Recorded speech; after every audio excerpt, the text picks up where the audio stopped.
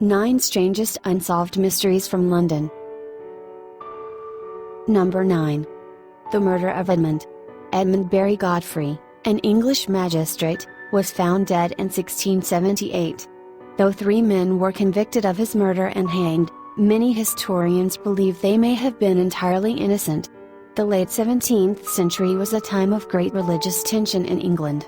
King Charles II was on the throne but had no children. First in line was Charles's brother James, the Duke of York. Yet Charles was Protestant, and James was Catholic. England's Protestants weren't keen on the idea of a Catholic taking power, so a man named Titus Oates forged a plan known as the Popish Plot. Oates claimed, falsely, to have evidence that Catholics were planning to assassinate Charles in order to bring James into power. Godfrey was dragged into the affair when Oates presented him with this evidence. Godfrey was a poor choice, as he had some Catholic sympathy and so failed to do much about the accusation. Yet the strain of dealing with the case caused him to have a breakdown at the start of October 1678. He disappeared on October 12 that year, reportedly a very unhappy man. Godfrey was found on October 17, strangled in a ditch. His own sword was sticking out of his back. A silversmith named Miles Brants claimed he'd witnessed Godfrey being strangled under the watch of Catholic priests. This was a claim many were happy to use to their political advantage.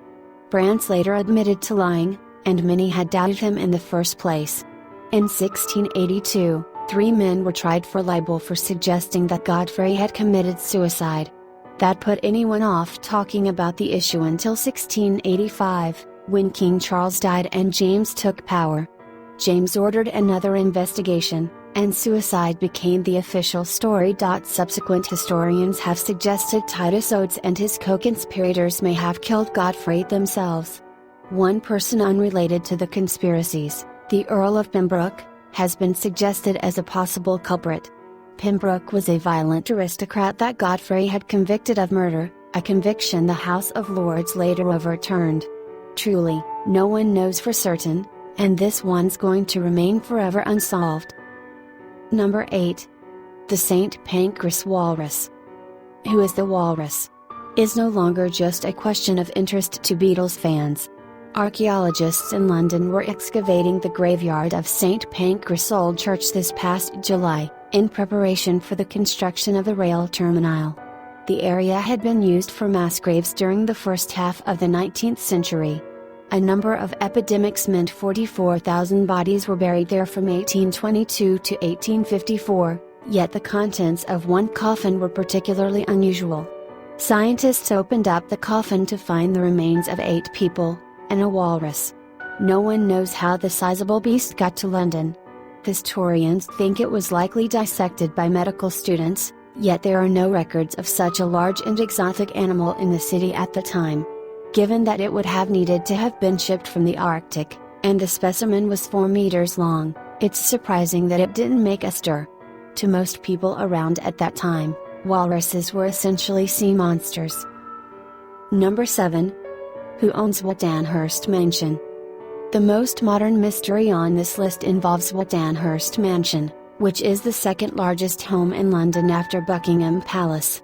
While we know who owns the Queen's residence, it's our shape-shifting lizard overlords, no one has any idea which lucky person is in possession of number 2. The 65-bedroom mansion was purchased for £50 million, a little over $80 million, back in 2008.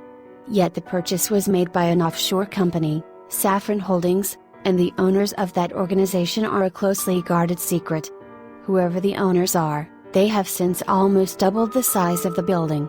Underground, they're building a 20-meter, 70 feet, swimming pool, a spa, a cinema, and a parking lot with 24 spaces.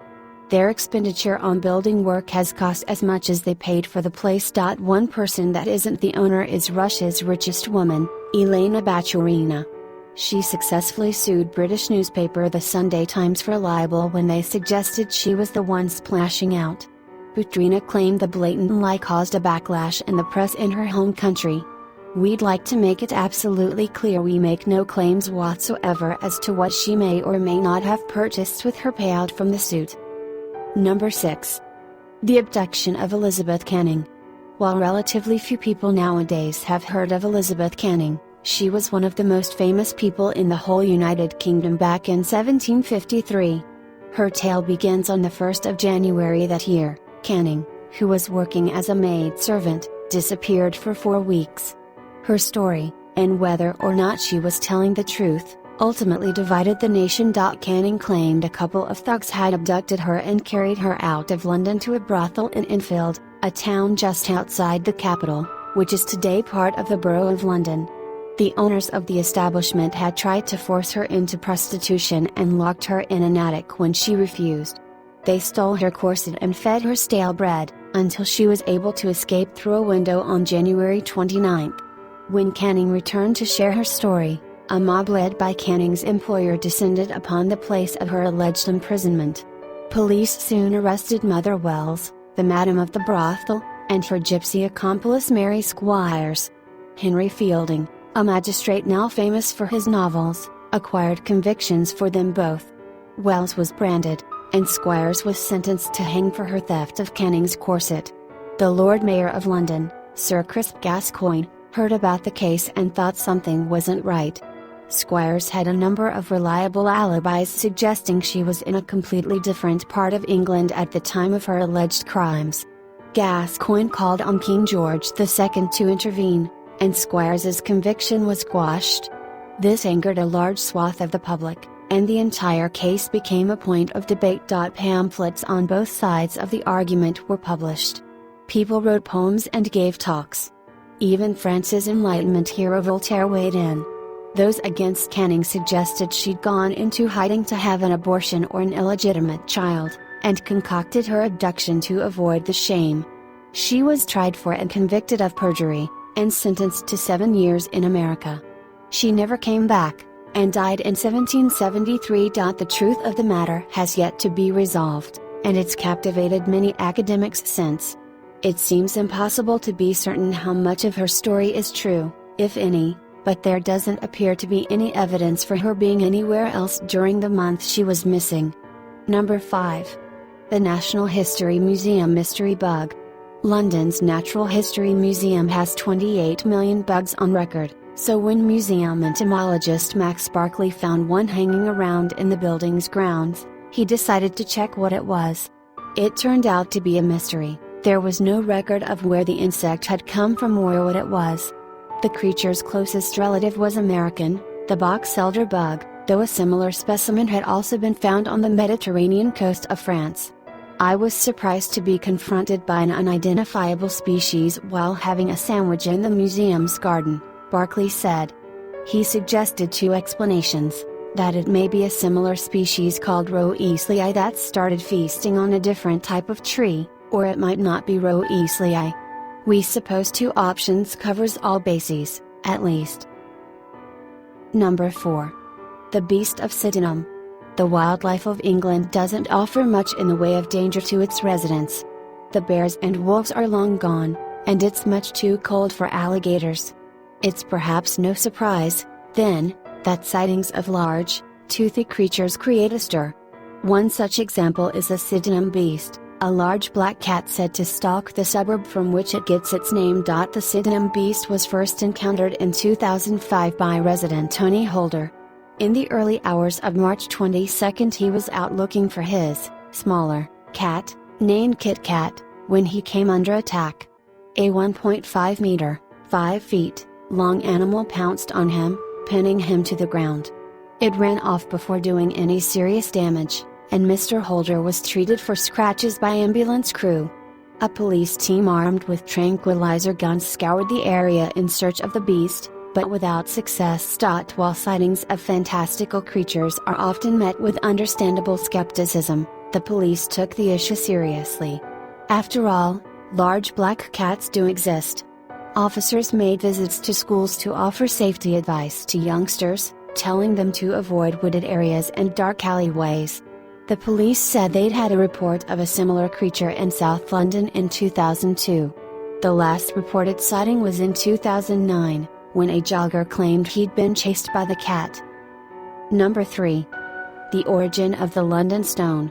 The London Stone, also known as the Stone of Brutus, is an unassuming piece of history. It's located at 111 Cannon Street in London, behind a grate in the wall of a disused office building. You can see its resting place on Google Street View, directly underneath a shop to let sign. It's an extremely understated home for an object that folklore deems to be necessary to London's very survival. The stone has been in London for thousands of years. Legend says it used to form part of an altar built by Brutus, a Trojan, mythical founder of the city. Poet William Blake portrayed it as a site of pagan sacrifice. Sir Christopher Wren suggested it may have been used by the Romans as the starting point for measuring distances from London, as it was located in the center of the city. It's been mentioned by Shakespeare and Dickens. A proverb about the stone says, "So long as the stone of Brutus is safe, so long shall London flourish." It's been moved many times, and survived disasters including the Great Fire and the Blitz. Until recently, it was under the charge of Chris Cheek, who happened to run the sports shop in 111 Cannon Street's lower floor. The best view of the stone was from inside the shop, through a glass window just below the cricket equipment. This was arguable, quite fitting, because understatement and cricket are about as English as anything can be. As the to let sign from Google Maps indicates, that shop is no longer open. The future of the stone is uncertain, and it may well be moved to a museum, at least temporarily. The building is due for demolition, so it can't stay where it is. Chris Cheek thinks the mystery of the stone's origin is part of its appeal, saying if it doesn't have a beginning, then perhaps it doesn't have an end either. Number 2. The hanging of Roberto Calvi. During his life, Roberto Calvi was nicknamed God's banker due to his work with the Vatican. Yet he is best known for the manner of his death. He was found hanging from Blackfriars Bridge in the heart of London on June 18, 1982. He had 5 bricks in his pockets, along with $14,000 worth of cash and 3 currencies. Leading up to his death, Calvi had been accused of stealing money from the mafia, making the whole situation sound like the setup of a crime thriller, probably starring Jason Statham. That July, a jury at an inquest declared the hanging a suicide. Not everyone was convinced, and a second inquest took place in 1983. It declared an open verdict. In 2002, a group of forensic investigators appointed by Italian judges concluded that Calvi had been murdered and hung from the bridge after his death. An American archbishop was sought for questioning, but his position as a Vatican employee granted him immunity. 5 people were put on trial in Italy in 2005, but all were acquitted in 2007. Francesco Di Carlo, a former mob boss, was linked with the killing, though he wasn't one of the people that stood trial. Di Carlo thinks the murder will never be solved because those involved have too much power. They are made up of a mixture of politicians, bank presidents, the military, top security, and so on, he says. Calvi's son continues to pursue the truth and claims to have spent nearly $25 million on lawyers and private investigators. Yet even with his efforts, the mystery won't be solved soon, if ever. Number 1. The Pimlico Poisoning. On the January 1, 1886, Thomas Edwin Bartlett was found dead at his home in Pimlico in the centre of London. He had been ill for some time, but when doctors performed a post-mortem, they discovered a large quantity of chloroform in his stomach and intestines. They declared this the cause of his death, and blame fell on his wife Adelaide Bartlett. There was a fair amount of circumstantial evidence against Adelaide. Her tutor, and probable lover, George Dyson, confirmed that he had bought chloroform from a chemist on Adelaide's behalf. She had admitted her intention to use the chemical to knock out her husband should he try to claim his marital rights. Adelaide apparently avoided sex due to her husband's mental instability and the horrendous stink from his chronic gum disease. The case went to trial and she was acquitted. The jury believed that no convincing case had been made about how she might have been able to murder her husband. There were no burns to his throat, which would have been inevitable had he been forced to swallow. After the trial, famed Dr. Sir James Paget said, "Now that she has been acquitted for murder and cannot be tried again, she should tell us in the interest of science how she did it." History is silent on what became of Adelaide after the trial. and the passage of time has also failed to solve the mystery of how Thomas Bartlett met his fate. If you enjoyed the video, don't forget to like, comment, share and subscribe to my channel. See you in the next video. Thanks for watching.